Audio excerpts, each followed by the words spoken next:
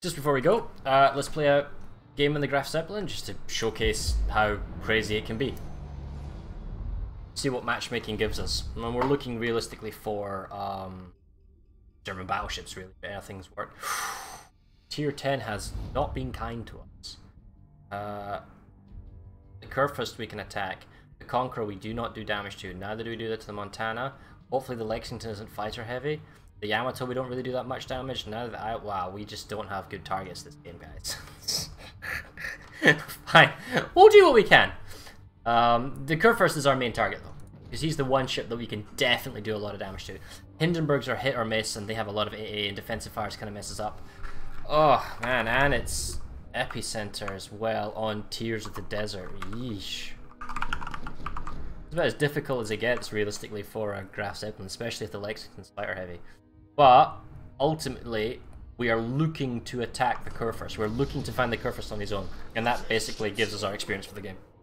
Other ships, and this is the broken nature of the Zeppelin, is that we can't do anything against the destroyers, and we can't realistically do anything against cruisers, but they usually, carriers don't typically go for cruisers, but even if they didn't have a defensive fire, we couldn't really go for them because we can't accurately hit them, and there's no point in attacking something you can't really finish it off. So we're looking to hit the battleships. Fire-wise, we can give some support maybe to our gearing, or anything that kind of pushes in the middle. See what the enemy Lex is up to. And just see if we can't get an eye on what the enemy battleships are. Like, one thing we're going to do here is we go with patience. We need to wait until the enemy teams, they basically just smash into each other, and then they thin the herd, as it were. Because the collective AA of a bunch of tier 10s will melt our bombers. They're weak tier 8 bombers, so we can't just simply go in right away.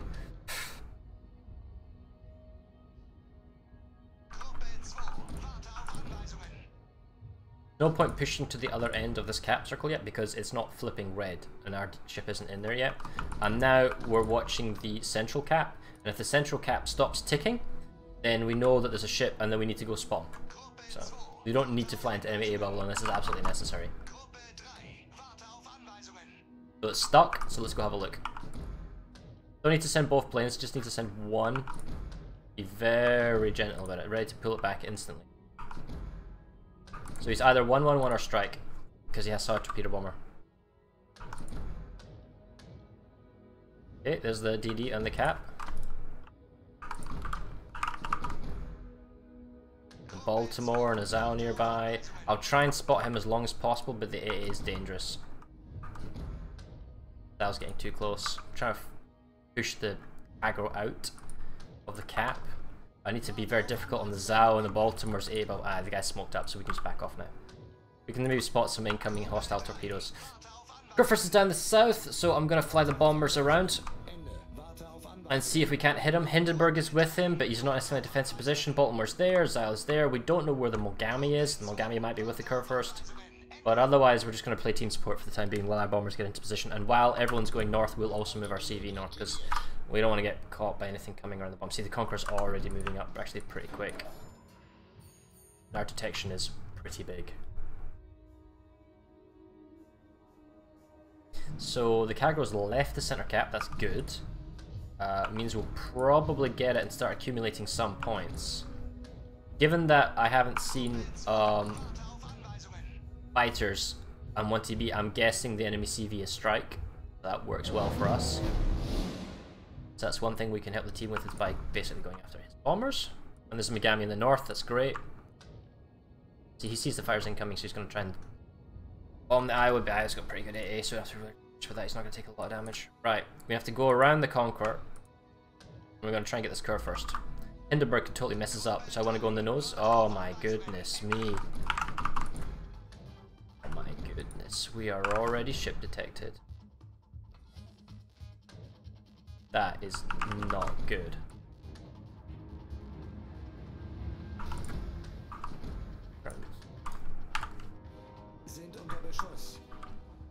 Go away, you. Go away. Did that scare him away? It did not. Dude, oh my God. This is the problem. I can't damage this destroyer that's spotting me Okay, now I'm out of range, so that's fine. So I'm gonna back off.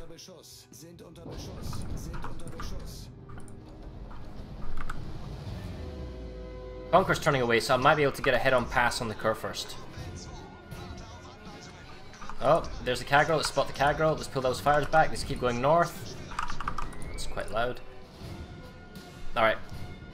This is we're gonna lose a lot of planes here to AA. There's nothing we can do about that, but we have a window of opportunity where I think there's no support cruisers to do defensive fire. We're already down one plane. How well can we now bomb this Kerr first? How much does he maneuver, right? Because I'm not gonna auto drop on him because the reticle isn't as good. What I do want to do is manual him, which isn't going to work because he's turning. So I'm just going to turn these things. See, the reticle is actually quite large, but we get a lot of them. 7 hits, 30k damage. It's okay. It's not a one-shot, which is what you want to see, but we had already lost a lot of planes. He had some catapult fighters up. He's making a turn. Any of our ships can theoretically shoot him and hit him. So that's fair enough. Oh right, Kagro is dead, hopefully from our spot, so that's good. The Mogami is possibly going to die, so that's great, so that's one less, you know, defensive fire. We don't really care about the DPS from the defensive fire, we just care about the panic effect making it difficult to bomb, that's all. We actually spotted the Lexington, so yeah, okay, the Montana and our Mogami is probably going to finish him off, because everyone... Oh well, hello. Oh, we don't need to spot the Grozny because our Ognavoy is spotting him. Okay, that's fair enough. There's nothing we can really do. We can't really damage that ship, so there's no point going after it. Peter Beats. Yeah, he's okay. So that's possibly the Zhao doing that? Yeah, it is.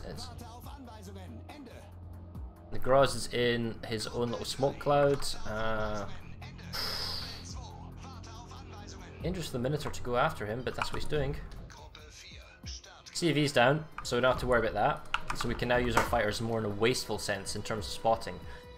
In terms of bombing, Kurfürst is right next to the Hindenburg and he's behind his Al. We can't really bomb him, even though he's the best target that we get the most damage from.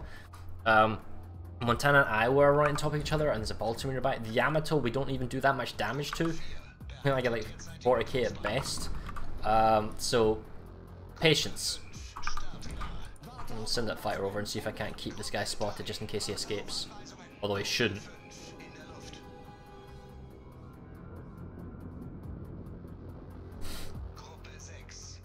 Maybe this Montana if he pushes too much. So the bomb reticle is here. You see this little bomb reticle is actually quite small.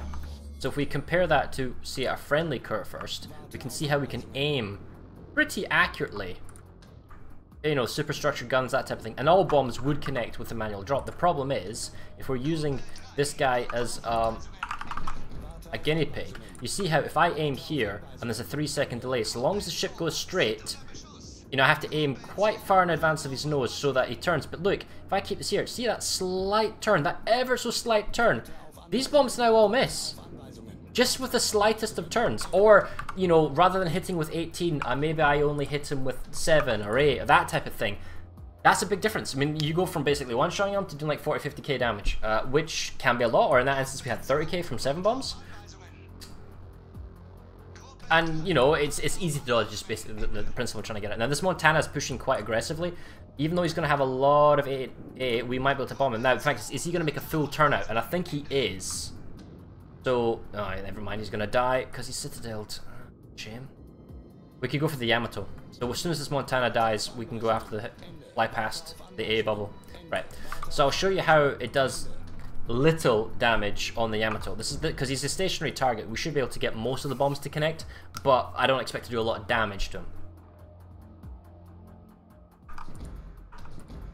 While we're at it, we'll also get closer to the battle so our planes can turn around faster. Okay, so he's not moving.